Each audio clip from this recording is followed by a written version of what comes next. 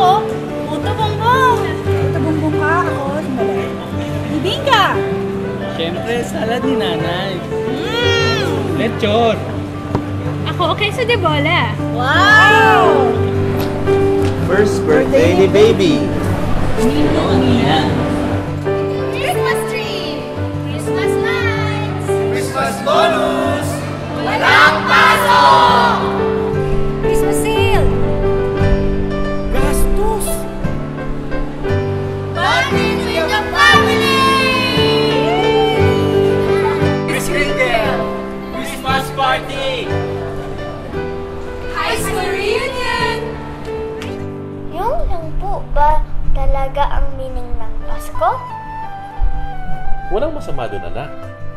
Pero ang importante sa lahat ay maalala natin ang kapanganakan ni Jesus na nagbibigay ng kaligtasan at bagong buhay sa ating lahat.